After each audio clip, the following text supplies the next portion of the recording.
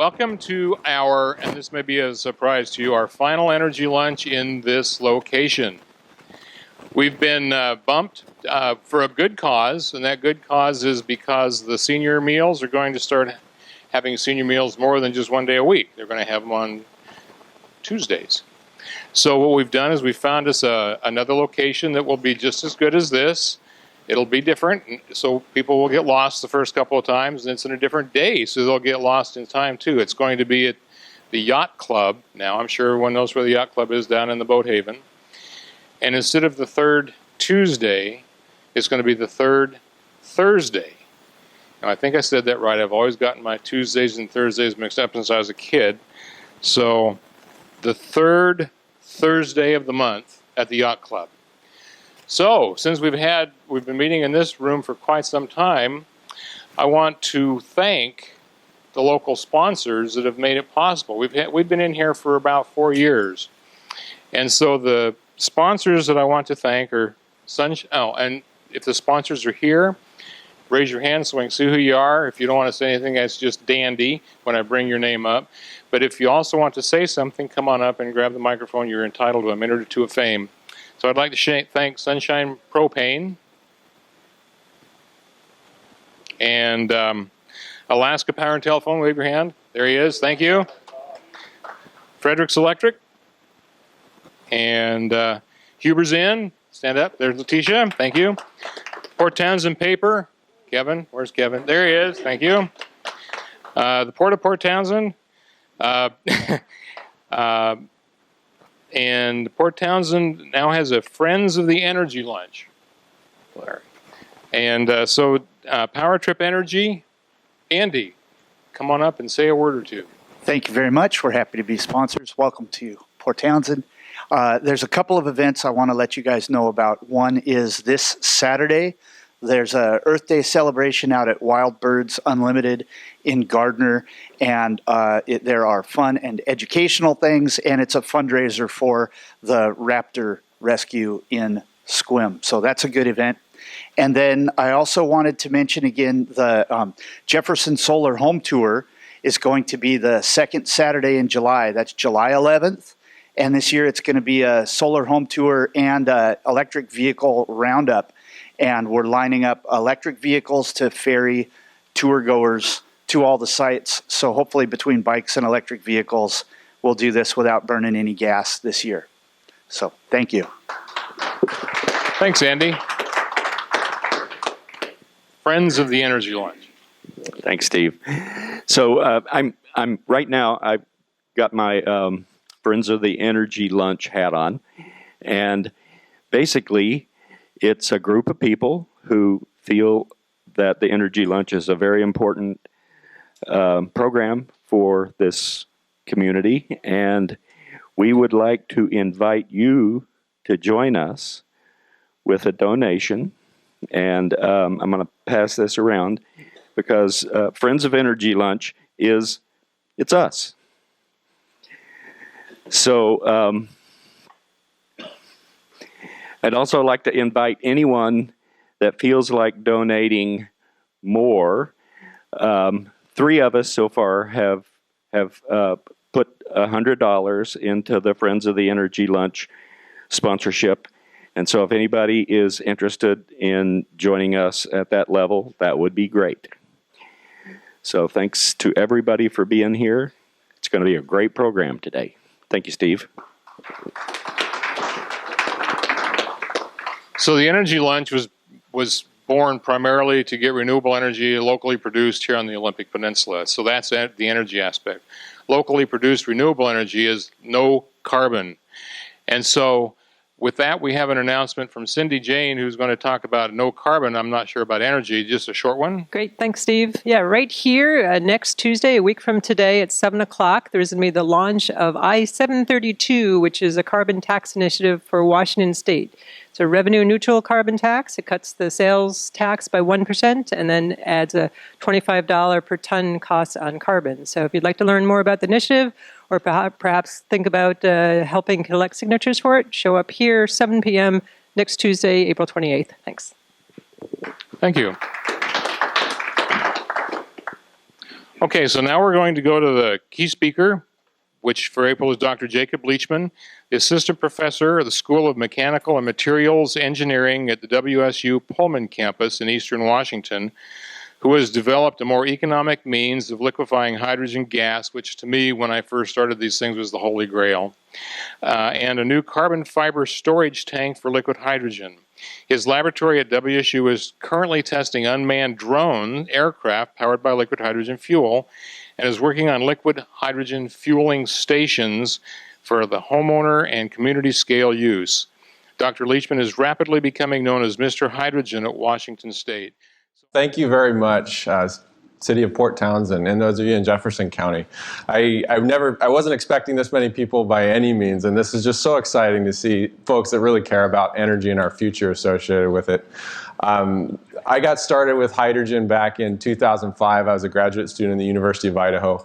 I grew up here in the Northwest. I got an opportunity to write the current standards for properties that everybody uses for hydrogen around the world, actually, with NIST. And since then, it's kind of been very interesting to watch this hydrogen economy that we all hear about unfold.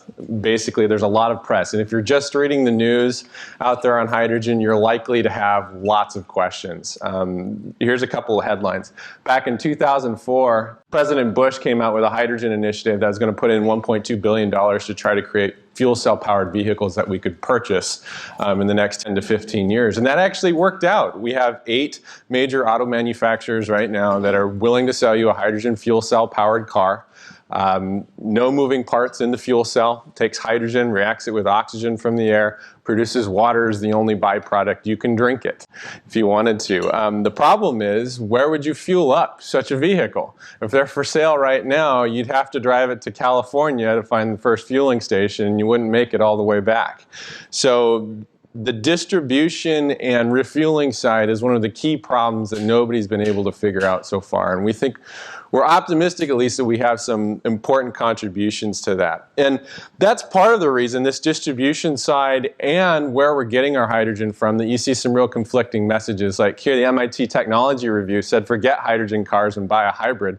We'll come back to that here in a minute, but it's really fascinating and getting all the way to the downright nasty. Elon Musk calling hydrogen fuel cell cars something really funny. So what we're going to try to do for you today is go the four corners. Go from making hydrogen, how it could happen here in Jefferson County, to storing it in a way that's a transportable fuel product that increases the value of it significantly compared to other alternatives that you could do with your hydrogen, using the hydrogen in a vehicle, and vending the hydrogen or dispensing it from a fueling station like the one we designed here. So let's start with making the hydrogen, and a problem I like to call, sure, I'll take that energy off your hands, but it'll cost you.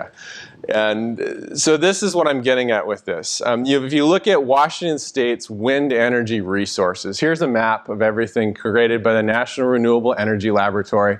Here in Jefferson County, you have access to some incredible wind resources. And there's been studies, Paul Munson from Seabreeze pursued one of those studies to look at siting a wind farm here in the county. And one of the big issues, so I'm told, is the lack of electrical infrastructure to be able to handle the power associated with that. That was one of the reasons why you formed your own public utility district, was to take your own energy concerns into your own hands and try to maybe help Bonneville Power along with the process. Bonneville Power has all kinds of issues associated with this wind energy. As indicated by this graph, here's the installed wind capacity in Bonneville Power Administration. And right here in 2012, you just see, bam, a wall that was hit. That was called the curtailment limit. What does that mean? If you look at, on any given day, Bonneville Power is trying to make sure they don't overload all of the wall plugins and light bulbs in all of our businesses and communities around the region. They're trying to regulate the power on that grid very carefully, make sure there's not too much, not too little. And so this graph is their balancing reserves deployed. Somewhere where they're slowing down a turbine or increasing a natural gas-fired power plant, somewhere they're having to either slow down or pick up production to try to keep everything nice and happy. And so on this graph, you've got megawatts up to a gigawatt on the left, gigawatt removed on the bottom. And you can see that in some cases, they're over 600 megawatts that they're having to either curtail from the grid. ultimately this means you're not operating a machine where it wants to operate, okay? And so in some cases, the price of power will actually go negative. Bonneville would pay you to take that power off the grid if you had a system that was capable of immediately solving that energy problem. And if you were to take all of the power in the grid underneath this curve that they had to remove suddenly, it's enough to fuel 15% of all the registered cars in Washington State. That's registered cars. That's not cars on the road. Okay, that's for a full week. So, and this was just over around January, the last time I ran these numbers. So we have systems. I haven't even developed it. It's been the researchers around the world since the Bush Hydrogen Initiative have really been working hard on fuel cells. Really neat. Take water in, break that water apart, hydrogen streams across, and you get a pure hydrogen stream and a pure oxygen stream. That pure oxygen stream could be useful for something in the paper mill or a number of places where you could need oxygen for medical or other related purposes. No moving parts in the process. They respond great to varying demand and power. They can even connect them directly to a wind turbine and just let the turbine go. And the fuel cell can handle the variation in power. They respond really rapidly to that. In terms of efficiency, we're talking 60% on the low end in terms of efficiency of the hydrogen fuel you get out to the original electrical power put in. Cost, comparable to many other energy storage technologies across the board, about $1,000 per kilowatt installed is about what you would consider for this. So $1 million per megawatt right in there is what you would think about for this. So we know electrolysis systems have worked. They've been installed in huge capacities in Europe and other places around the world. The problem is, once you've created that hydrogen, what do you do with it? Okay, right now they're either putting it into the natural gas grid or they're running it back through the fuel cell again and making electricity to put on the electricity grid. Both of those are practically giving the hydrogen away for what it's worth. The problem is taking that hydrogen and increasing the density to make it a storable fuel product, something that you all have realized is an important future for Jefferson County. So that's where we go on to next, storing the hydrogen. We can make hydrogen. In fact, we can make it relatively cheaply compared to other energy storage methods, 60% efficient. It enables new renewables. So not only do you increase the value of the wind power because you regulate it that's being produced, or solar, whatever your renewable is, but you've created that external fuel product that they can now go and sell, increasing, maybe even opening up new markets entirely. So you could be getting paid too if the price of energy goes negative in the process. So now we get to a problem. We can make hydrogen. I say cool, now what? And I mean cool literally in that sense, because the dominant way that we produce and transmit and sell hydrogen in this country is via a cryogenic liquid tanker truck. If you cool hydrogen down to minus 420 degrees Fahrenheit, it makes itself into a liquid. It changes phase and becomes a liquid. And so 80 to 90% of all of it that we utilize throughout the United States is produced in just 8 of these big liquid nitrogen plants. They were built in the early space race days by NASA and Department of Defense funds. We've been using them ever since. Very old technologies. The cycle was originally developed in Germany back in 1908 that we're still utilizing for these. And companies are operating under the assumption that we'll never get the capital again to build additional liquid hydrogen capacity because it's just too expensive. Okay? Out of all of these, only one of the plants produces that hydrogen without generating any carbon dioxide. It's the Niagara plant here closest to MIT, ironically. They take landfill gas, hydrogen off of a landfill, and use hydropower from Niagara Falls to liquefy it that way. But hydrogen from like the Ontario plant down here in California will get sold anywhere in this radius. They'll actually truck it that far. And if you look at the costs associated with that, production costs $5 roughly per kilogram of hydrogen. That's a gallon of gasoline equivalent. Okay, so you look at that and think, okay, that's more expensive than gasoline. Well, you can actually get about 3 times more energy out of the hydrogen running it through a fuel cell than, conventional gasoline in your car would. So it's actually not so bad. But when you start adding in the delivery costs of $4 to $8 per kilogram of LH2, you suddenly start to see, and a dispensing cost, $2 per kilogram.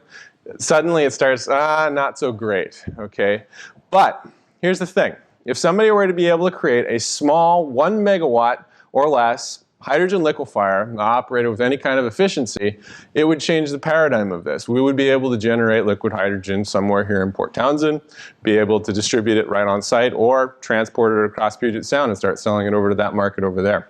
Because here's the deal. This tanker truck, 4,500 kilograms of hydrogen.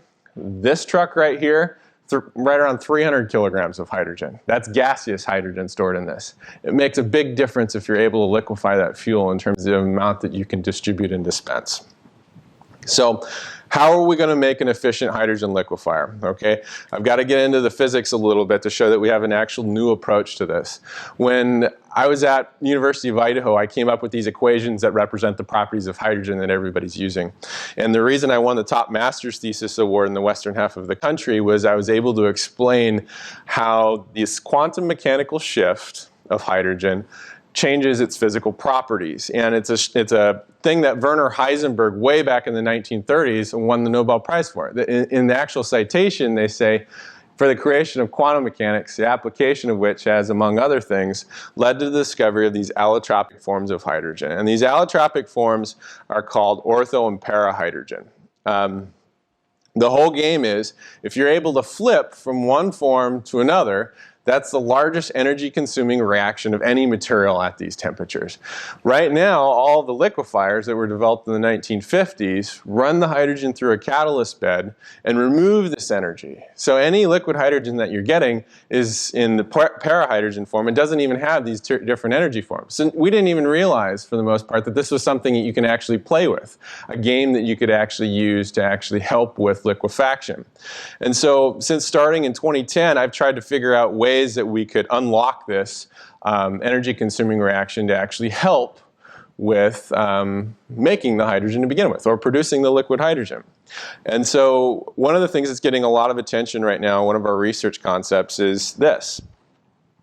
It's called the vortex tube. Has anybody used a vortex tube for shrink wrapping or cooling anything in here? No?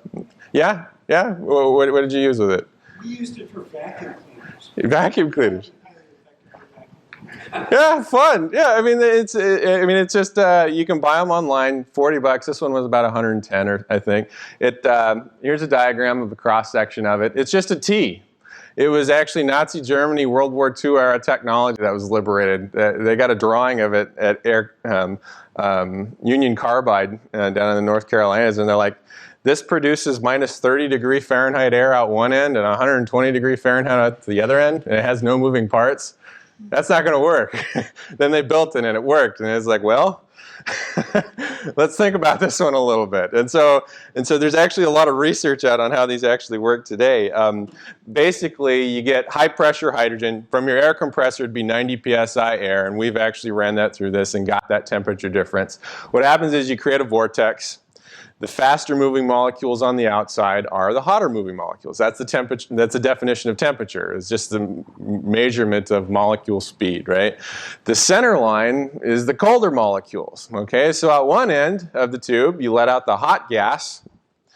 This end, the other end, you let out the cold gas. Right here.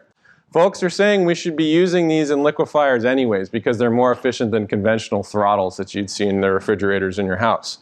The difference that we made and realized is that by putting a catalyst on the outside of this tube, it causes that endothermic, or that heat-consuming para-to-ortho conversion that is key to this. And because we have insulation on the outside of our tube here, that could double the performance of this relative to anything else, and suddenly make small modular hydrogen liquefiers able to compete in terms of efficiency with the big units, which means we could site them here, even operate at half the efficiency of the big systems, and still have a business model to make that we could actually be producing fuels of benefit to the local region here. And so that's why we're so excited. We're developing the proof of concept now. We're nearly finished completing it. The great thing is we know these should be used in cryogenic systems now, and we know this is going to help with the overall cooling. The big question is how well we can optimize it to actually really open this up, and how big of a game changer is it going to be. And so it's still early on in it, I'll admit that, but we're still really excited about it at the same time. And so where we're going with this now, vortex liquefaction, 15 to 30% efficiency, that's still better than the best systems out there that are currently making money for folks. But once you've got that liquid hydrogen, it's 20 to 30 times higher value than if you're just giving away, putting it in the natural gas grid or somewhere else. Once you've stored it, 0.7% loss per day. So the loss equation is very low. If you're taking it over to Seattle or someplace, you'd still get most of your product over there in time. So the question is, how are we going to vend it? And I call this one portable power to the people. We had, in 2014, the Hydrogen Student Design Competition had a student competition to make a hydrogen refueling station you could drop in the parking lot of like a Home Depot or existing gas station to try to create those fueling stations we need for the cars that we could buy right now. Okay, and it had to be low cost because the stations they're building in California right now are $2 to $4 million a piece, and you can't move them; they're buried in the ground. All right, so those are big issues for a station owner to consider whether they want to do this or not. And so we got together a team of students and said, we can win this competition. We have a neat idea and a different approach to do this, and we went with liquid hydrogen delivery on the standard system into a liquid tank. And the fun part is, and if I brought liquid nitrogen and I could do this for you, is we play around with cryogenics and I liquefy air in a balloon and the balloon just shrinks immediately. And you take the balloon out of the liquid nitrogen and it blows right back up again. And that illustrates the process that we realized that we could do to compress the hydrogen for delivery. Okay, so you have to deliver and dispense at 10,000 psi. Holy cow. Making a compressor to do that, that's the most maintenance-prone, failure-prone, energy-intensive part of running one of these fueling stations. How do we get rid of those compressors, or at least minimize the importance of them? We realized if you put liquid hydrogen in this container, sealed the ends, and just let it boil, let it heat up using heat from the surroundings, okay, like heat pumps in any of your houses do, we can get that 17,000 psi and be ready to dispense and not even have to refrigerate the hydrogen prior to dispensing, because you have to actually dispense at minus 40 degrees Celsius. So this approach allowed us to build the whole station for less than $500K and about $50 for a 300-mile charge in one of the fuel cell vehicles that are coming on sale, which is really close and potentially carbon-free. So that's a big one. The other thing that's neat is 2 to 4 megawatt charge rate that you're dispensing the fuel at.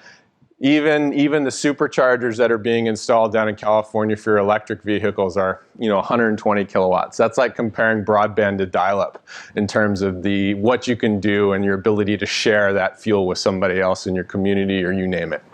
Okay, so the guys that competed on this won the 2014 Hydrogen Student Design Challenge. We're talking with companies about building the first hydrogen fueling station in Washington State. Hopefully, it could be on Washington State's campus. We're raising the capital to do it. We got to drive the hydrogen fuel cell vehicles, and they're awesome. They perform like an electric vehicle, but they don't have all the weight of the batteries in the bottom of them, which is a significant weight and a significant hole in the earth that you have to mine to get that material for the batteries. I'm not against electric vehicles, believe me. We need them. It's just we also need alternatives to them if we run out of lithium or the other materials that need to go into these batteries. We got to see hydrogen fueling stations that are going, and it is really a win for all the students. And so now, the fun part, using the hydrogen and actually getting all of that energy out of it, a problem I like to call rockets, robots, and race cars. We needed to get attention at WSU of the importance of hydrogen because nothing was happening in Washington State back in 2011. It just wasn't even on the radar. It was only happening in California. And so in Washington State, if you want to get people's attention, you do something with airplanes. Okay, and so I told the dean, I said, we could build the first liquid hydrogen fueled unmanned aerial vehicle at a university. And I want the money to do it. Okay, I asked for 60K, she gave me 20K, but that's okay. We started the build, we got out the textbooks, designed an airplane, 19-foot wingspan, got together building it, all the students got involved. Patrick is back there in the back, he's holding one of the tanks there. Made the fuselage and everything. Once we don't have a wind tunnel, so we had to strap stuff to the top of a car and drive it around on the highway. The students didn't tell me this. I'm just driving down the road and I see them all on the side of the road with this on top of their car, and I'm just thinking, oh no. But we got great students. They go out and take the initiative and do things like that. They took the textbooks that they used to design the plane and they stacked them along the wing to prove that it could handle the load that it needed to take. And then we got out and we actually started testing it. So I've got a video here. I'll hold the microphone up to it so you can hopefully hear it.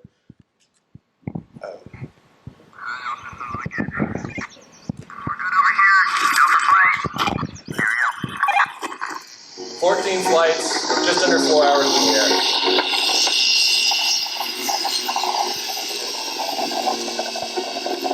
So Aerojet Rocketdyne in the Army drove over to Eastern Washington to watch that plane. That's the space they have building. There's the textbooks. Wingtips aren't touching.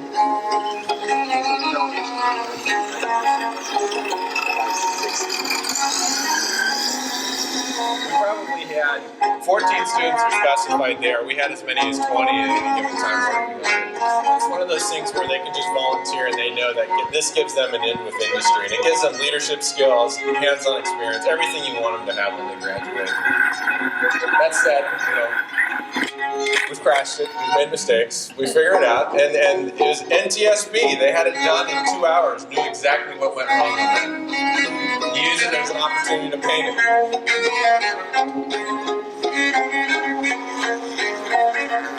This is a new motor.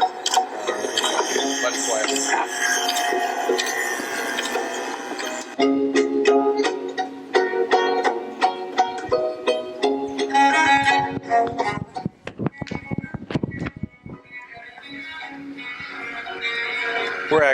We're actually almost done with it. I just gotta pause it here.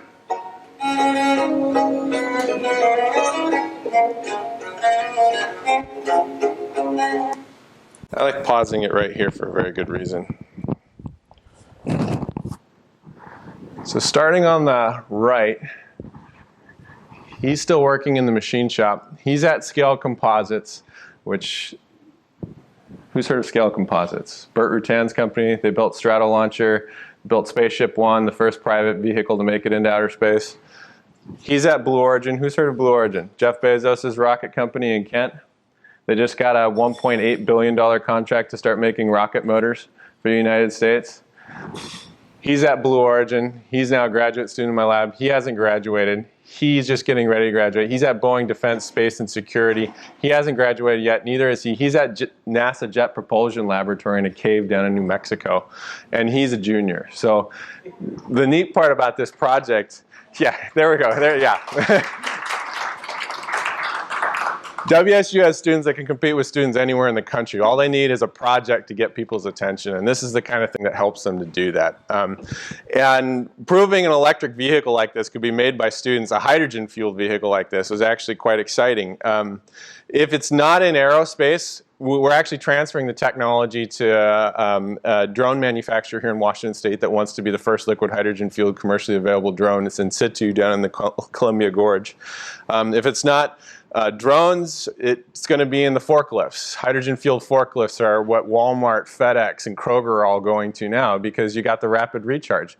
They don't want the electric forklifts, okay? They'll take the hydrogen in place of those. If it's the vehicles, if it's, my dream is to have a hydrogen-powered leaf blower or lawnmower so I don't have to worry about the gasoline outside. I mean, totally quiet, it would be nice.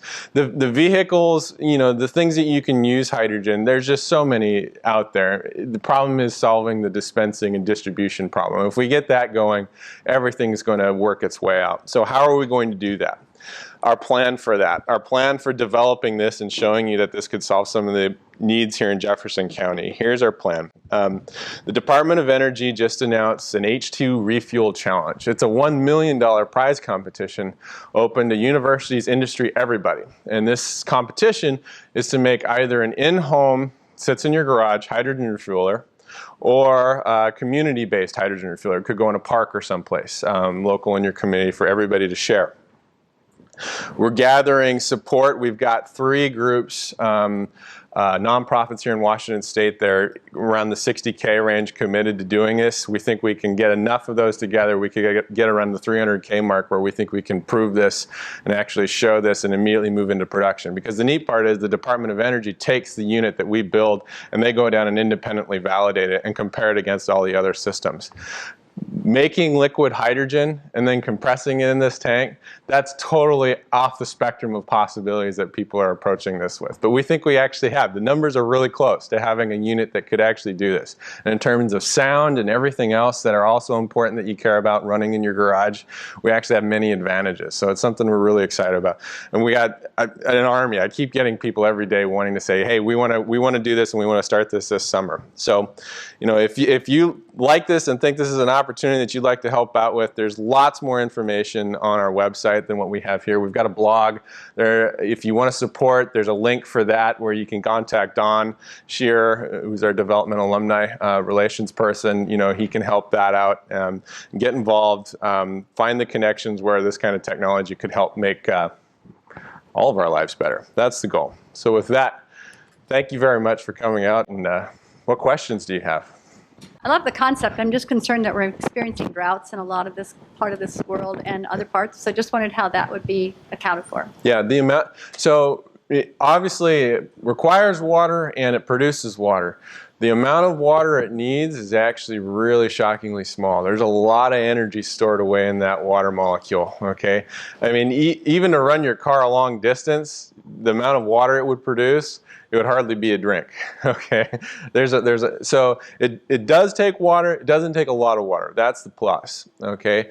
And yes, there are lots of areas in the country where we're very concerned about getting water, a lot of it driven by CO2. There are a number of places where that's not an issue. Around here, for instance, we have a decent amount of water, a decent amount, fair amount, a lot better than Eastern Washington, okay? I know dry. So it's not on anybody's spectrum of concerns at this point, the amount of water required to fuel a hydrogen economy like this. Yeah. So right at the beginning, you said something about 60% efficiency. I took it that the denominator was the electrical energy put in. And what was the numerator? So chemical hydrogen energy left over, okay? So what you want over what you paid to get it. How much of that do you regain when you run it through an engine?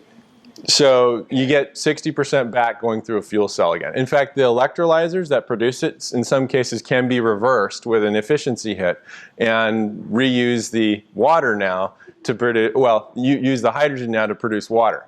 And there are actually vehicles that are designed to try to go back and forth like that. So do these vehicles, are they electrically?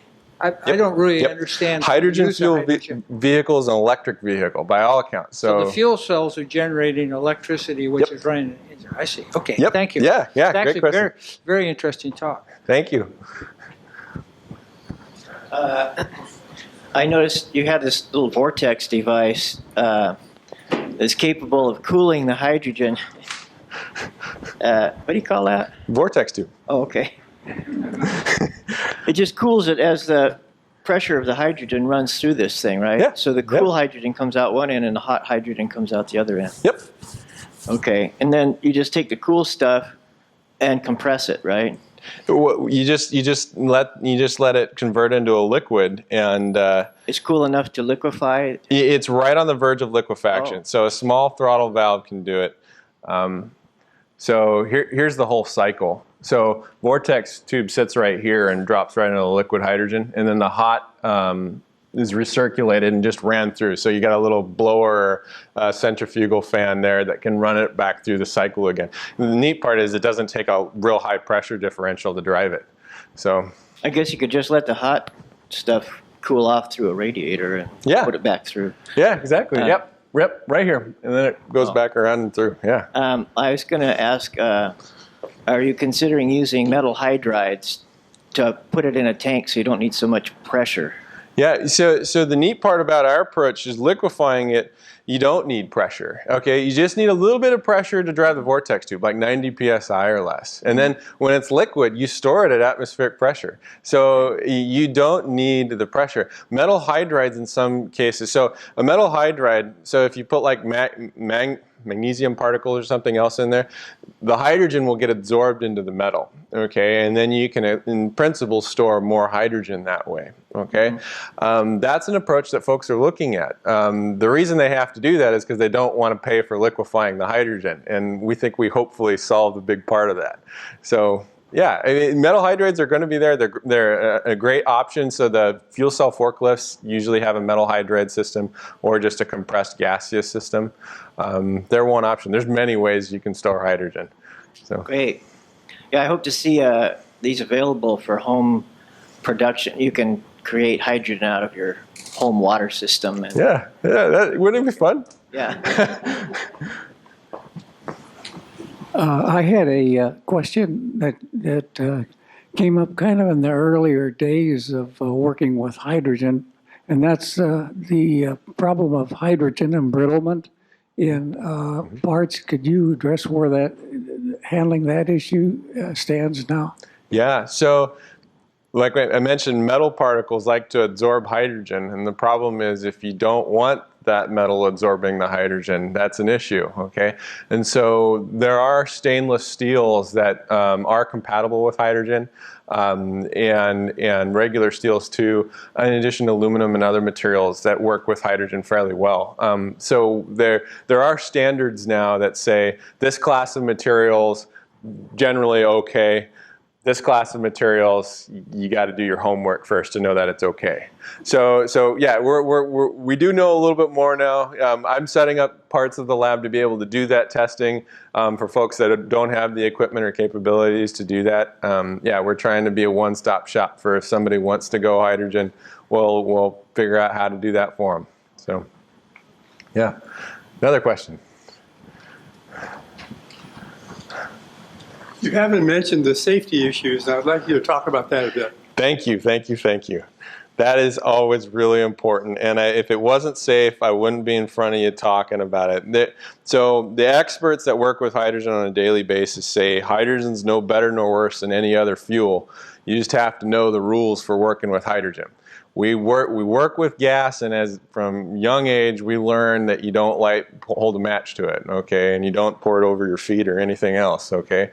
Gasoline is dangerous, all right. Any of your fuels are dangerous that way. Hydrogen has some things about it that actually makes it in some ways less dangerous if you've got the situation structured right. So the Department of Energy did this test. Can we kill the lights again? So you all can see this. This one's actually really exciting. So we could do a quick show of hands. Is the car on the left the hydrogen-fueled car, or the car on the right the hydrogen-fueled car? Who thinks the car on the left is the hydrogen-fueled car? Oh, we got a third, the car on the right. Nobody thinks the car on the right? Yeah, well, you guys are right on track. Yeah, this is the gasoline-fueled car. This is the hydrogen-fueled car. Hydrogen has escape velocity. If I had a leak, or if I had hydrogen right here, I let go, it would be diffusing away at 40 miles per hour, likely straight up, okay? It's like helium gas that way, even more buoyant than helium, okay? And so what happens is these two cars both ignited in the fuel tank, right at the inlet of the fuel tank. And what do you see with the gasoline vehicle? It pools gasoline heavier, pools right at the base, provides persistent damage to the vehicle that way. Hydrogen flames blown out in 90 seconds that way. Don't believe the Department of Energy? Fine. Let's take the Air Force. They're a little more crude about things. So here's a question for you. One of these is a liquid hydrogen-fueled fuel tank shot by a 50 caliber incendiary round. The other one is a JP4 fuel tank fired and hit by a 50 caliber incendiary round. Which one do you think is which? Top, hydrogen? Raise your hand. Who thinks hydrogen? Bottom, hydrogen? Raise your hand. Nobody knows? Okay, everybody's afraid to be wrong. That's okay. This one's actually the JP4 one on the bottom here. You can see that it's still burning after an appreciable amount of time and burning faster initially than the hydrogen. Hydrogen just poof, one little up and gone, okay? And then JP4 is still pooling around it. They even did simulated lightning strikes, and it was inconclusive because there was nothing left and they didn't know what to do. So the real question though is why you think hydrogen is unsafe? Yeah. So JP4 is an aircraft grade. It's basically aviation fuel, okay? Yeah. Sorry about that. Sorry, I forget about it. So the real question is why people think hydrogen's unsafe, and it's this, okay? So Hindenburg on the left, after a few flights, this is the one nobody hears about though. Graf Zeppelin. This one led to the Hindenburg. This one flew over 1 million miles on hydrogen without incident at all because they made it right. They didn't coat the outside of it with rocket fuel. Thermite is actually an explosive. It's an iron oxide combo that was all on the outside of this. And so, yeah, sure, hydrogen didn't blow the flames out by any means, but you know, it didn't cause the disaster to begin with. The other one people always say is Challenger was a hydrogen accident. Challenger was a solid oxide booster going, and if you read about it at all, you know that. But people, if they don't read about it, think that it was initially hydrogen on the front end. Those who work with hydrogen really love it, and they're making a killing because everybody's so scared about working with hydrogen. Okay, so there's another one I was going to point out. It's just, I mean, these kind of events. These are the ones that everybody in the public is looking at. Hydrogen's the fuel that's doomed to be at the cutting edge. It's always in everybody's public eye. And when you're at the cutting edge, accidents happen in engineering, okay? And by association, hydrogen's the scapegoat with a lot of these things, okay? We're trying to change a lot of those perceptions because what happens is people make mistakes that end up costing them even more money when hydrogen would be a really good alternative in that sense. Does that answer your safety question? So I read that Toyota Motor Company, they announced that they're going to go with hydrogen fuel cells and that they will not build an all-electric car. Is that right? And I think they invented low-cost fuel cells. But I always thought fuel cells were for NASA, $1 million. So for this to work, it's got to be economical. So how much are fuel cells going to cost? Yeah, so fuel cells are still one of the most expensive parts of the vehicles. The cost has come down a lot. So platinum is the #1 cost driver in fuel cells. We've reduced the amount of platinum 6 times over the last 10 years. So try to find that appreciable gain in battery technology right now. I mean, we're improving fuel cells a lot. The fuel cell in our UAV cost $8,000, and it was a lightweight aircraft grade. So that kind of gives you a cost estimate, $1,000 per kilowatt. And a kilowatt is just a little bit more energy than a horsepower. So it's not as cheap as your internal combustion engine. Internal combustion engines had 100 years of development to get cheap. Okay, we're still working on getting those fuel cells down. But the maintenance is a lot better. What's the break in a fuel cell? You got to change the air filter to make sure you don't get a bunch of dust in there every once in a while. But otherwise, there's no oil to change. I mean, in the cars, you got to change the tranny fluid every once in a while. But the rear differential fluid in them, you got to change. I visited the Mercedes plant where they repair these, and that was kind of neat that way.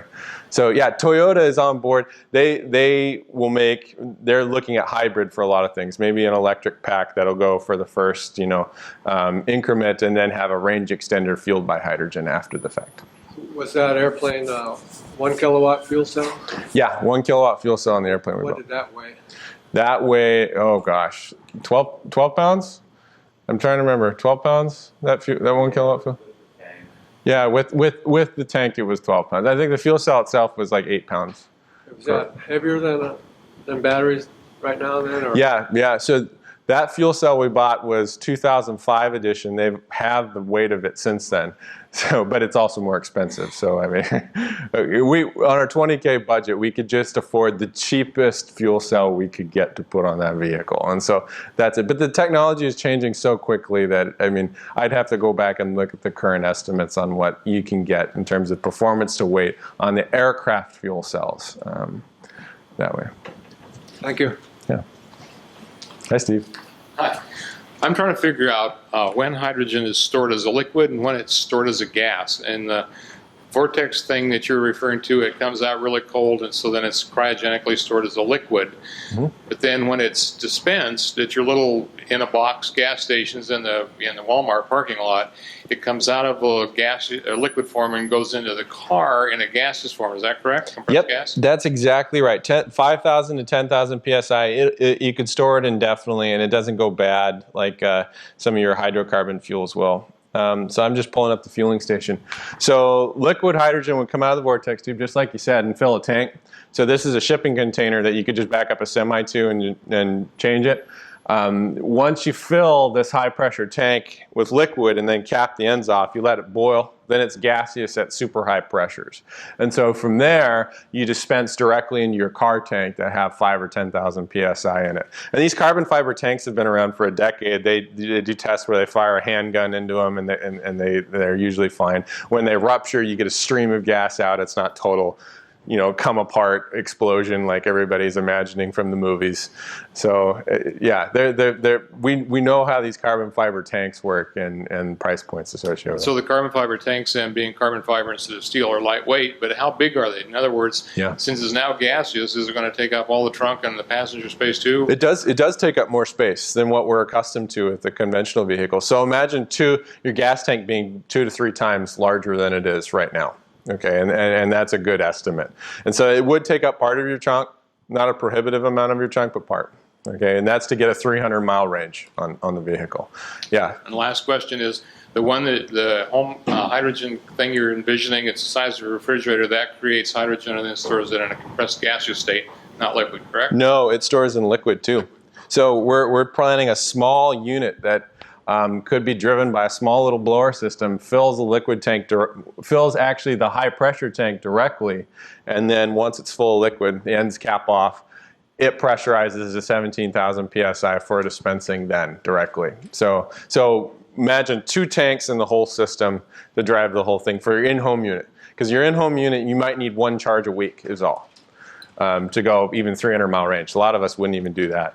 So what kind of inputs would that thing take? It would take a lot of electricity and a little bit of water, right? Yeah, so the goal is to get it to go on 220 or less power, and you need a water inlet to it. So that's the goal, to get it as low as possible. And we think with the small little blower approach as being the primary driver to this, that we could get it to go without needing the real high power connection that the conventional high pressure compressor approach would need.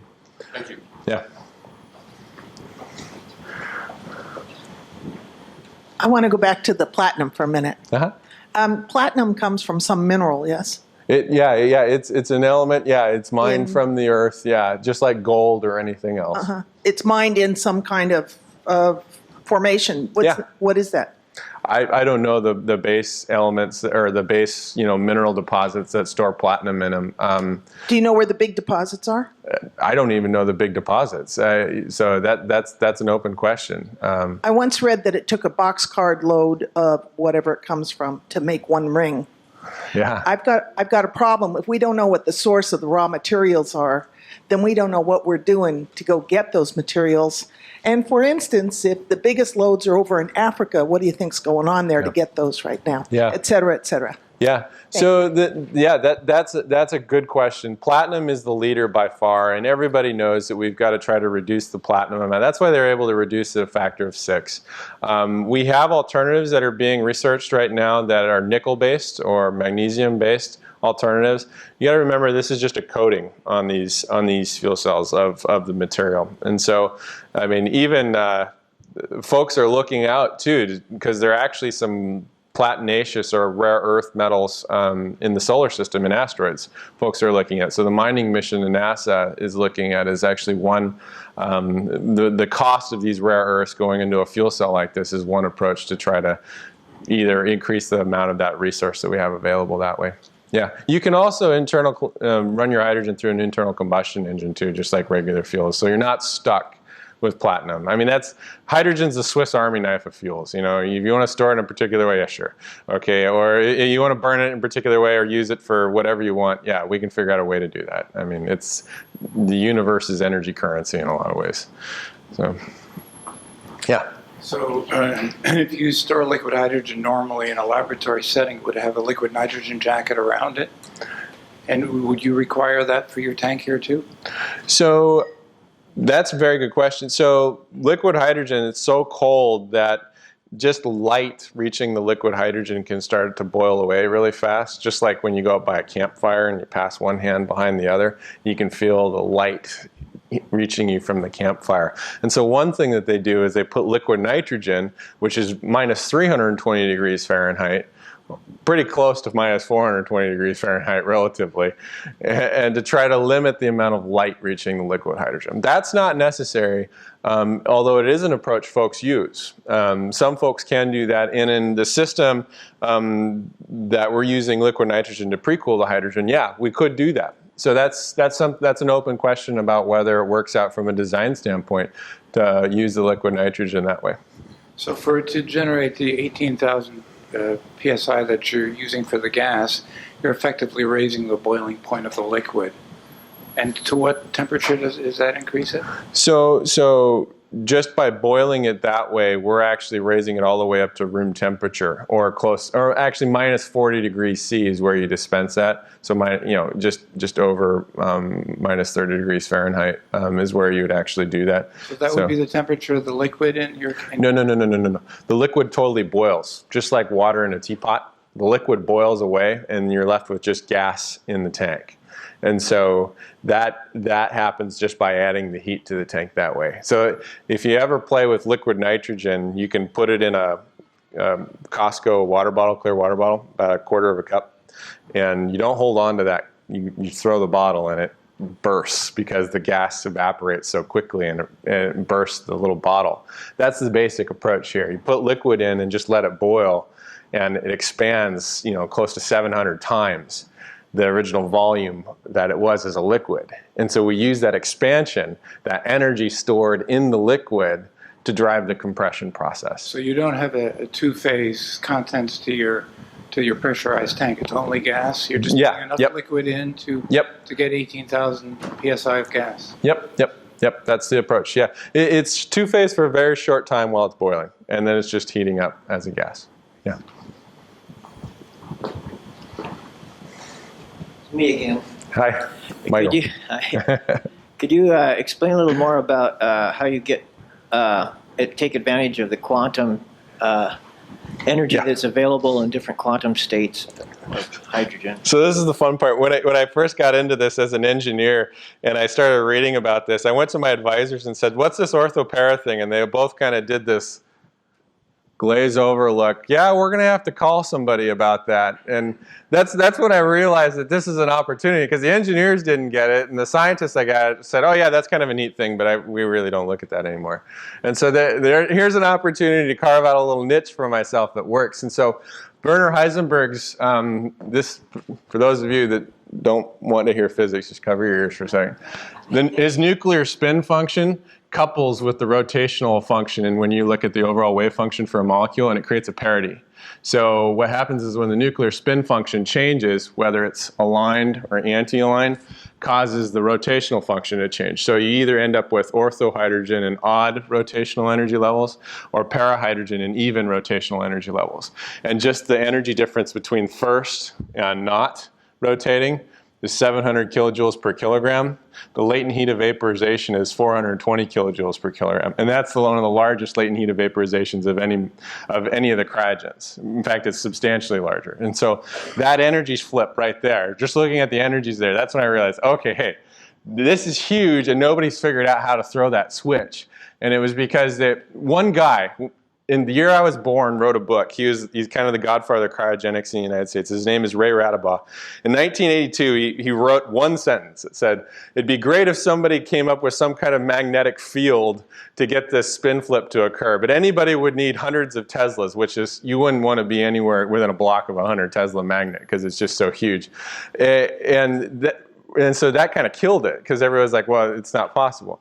And then we realized that, by changing the speed of the molecules in that vortex tube, you're actually changing their temperature relative to one another without actually adding in any more heat. And so by preferentially exposing the fast molecules to that catalyst in the vortex tube, that then gets the hot molecules to react without reacting to cold molecules.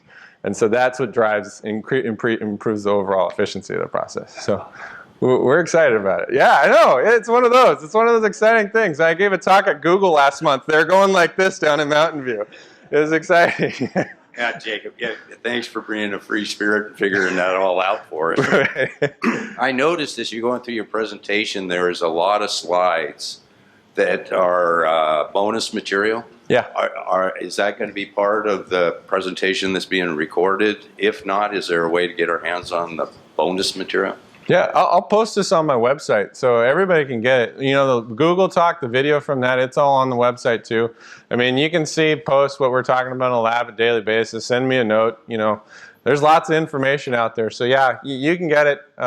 It'll be out there. So yeah. Any other questions? This has been fun. Thank you, Port Townsend. Yeah, thank you very much.